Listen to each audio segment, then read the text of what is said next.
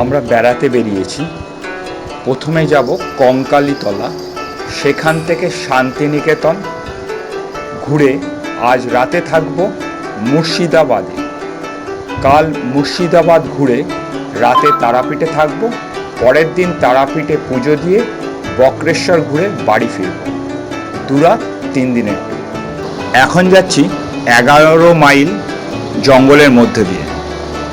আমরা রূপনারায়ণপুর থেকে রওনা দিয়েছি 6:45 নাগাদ। গুগল অনুযায়ী রূপনারায়ণপুর থেকে কঙ্কালীতলা 128 কিলোমিটার, 3 ঘন্টা লাগার কথা। পৌঁছে গেছি কঙ্কালীতলা। এখন বাজে সকাল 9:30। বাস্তবে দেখা গেল এটা 139 কিলোমিটার। ওই টাইম মোটামুটি 3 ঘন্টার একটু কম লাগলো।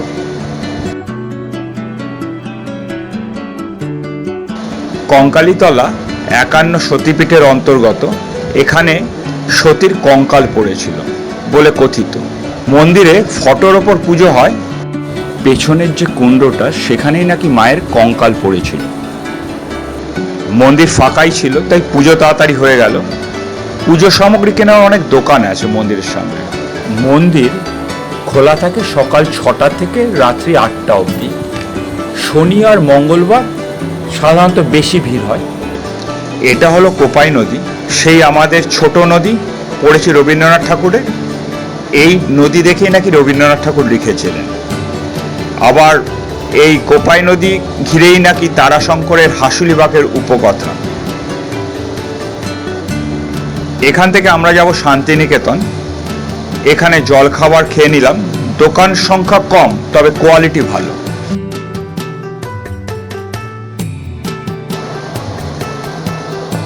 শান্তিনিকেতন পৌঁছে টোটো ধরে নিলাম। তারাই ক্যাম্পাসের 28টা স্পট দেখিয়ে দেবে এবং গাইডের কাজ করবে। দুটো টোটো 500 টাকা করে, 1000 টাকা নেবে।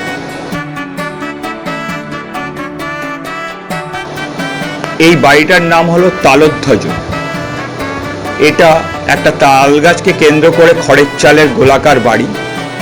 এখানে থাকতেন ব্রহ্মচর্য আশ্রমের শিক্ষক তেজস্চন্দ্র সেন।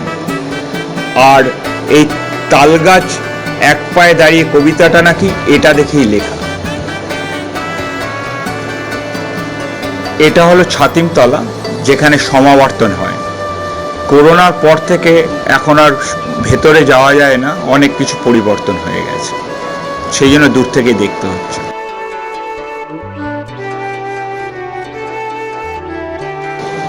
এই ছবিটাতে বা ভাস্কর্যটাই দেখানো হচ্ছে 7 সুরের সময়, মানে সারেগামাপা বলার সময় মুখের হাঁক এরকম হয়। এটা শিক্ষার্থীদের বিভিন্ন অনুষ্ঠানের জন্য অডিটোরিয়াম। এটা এস্কিমোদের ইগলু আকারে বানানো। কলা ভবনের ছবি। এই যে ভাস্কর্যটা, এটার নাম হলো কলের বাঁশি। 1955-56 সালে রামকিঙ্কর বেইজ এটা তৈরি করেছিলেন। এটাও রামকিঙ্কর বেইজের আরেকটা ভাস্কর্য। ধান ঝাড়া হচ্ছে। এই বাড়িতে নন্দলাল বোস থাকতেন, তাই গেটের সামনে নন্দ লেখা আছে, খেয়াল করে দেখুন। এই ভাস্কর্যটার নাম হলো ভিস্তিওয়ালা। এই বাড়িতে শান্তিদেব ঘোষ থাকতেন। এটা আগে মাটির এবং টিনের চালযুক্ত বাড়ি ছিল। 2020 সালে মেরামত করে এই রূপে দেখা যাচ্ছে। এটাতে দ্বিজেন্দ্রনাথ ঠাকুর বাস করতেন। বিশ্বভারতীর লাইব্রেরি ভবন। চোখের বালি উপন্যাস এই বাড়িতে বসে লিখেছিলেন রবীন্দ্রনাথ ঠাকুর। এই বাড়িটার নাম দেহলি বাড়ি। রবীন্দ্রনাথের স্ত্রী মৃণালিনী দেবী এই বাড়িতে থাকতেন। এটা বর্তমানে মৃণালিনী আনন্দ পাঠশালা। এখানে নার্সারি থেকে ক্লাস 1 অবধি পড়ানো হয়, ভেতরে 2 থেকে 10। মহর্ষি দেবেন্দ্রনাথ ঠাকুর যখন প্রথমে শান্তিনিকেতনে আসেন, তখন প্রচণ্ড জলকষ্ট থেকে বাঁচার জন্য পুকুর খনন করেন। সেই পুকুরটার নাম হলো তাল পুকুর। সেই পুকুরের মাটি এখানে আনা হয়। রবীন্দ্রনাথ পরবর্তীতে কোপাই নদীর পাশ থেকে এই বটগাছ আর 3খানা নুড়ি পাথর নিয়ে আসেন এখানে, নাম রাখেন 3 পাহাড়। এখানে বসেই নাকি রবীন্দ্রনাথ তার সেই বিখ্যাত হাট কবিতাটা লিখেছিলেন। টিকিট হাতে নিয়ে এবার আমরা রবীন্দ্র মিউজিয়ামে প্রবেশ করছি। উত্তরায়ণে এই মিউজিয়াম, প্রবেশ মূল্য প্রত্যেকের 100 টাকা। ভেতরে ছবি তোলা যাবে না, তাই নিজের চোখেই দেখতে হবে। মিউজিয়াম খোলা থাকে সকাল 10টা থেকে 1টা, আবার দুপুর 2টোর থেকে 5টা। বুধবার দিন মিউজিয়াম বন্ধ থাকে। এবার রবীন্দ্রনাথ অন্য যে বাড়িগুলোতে বাস করতেন সেইগুলো এখানে দেখা যাক। উত্তরায়ণ, যেটা মিউজিয়াম দেখে এলাম। শ্যামলী, এটা মাটির বাড়ি। ওই যে পুনশ্চ, এটা উদিচি, রবীন্দ্রনাথ ব্যবহৃত মোটর গাড়ি। এটা আরেকটা ভাস্কর্য, যাযাবর। আমরা চলে এসেছি সোনাঝুরির হাটে।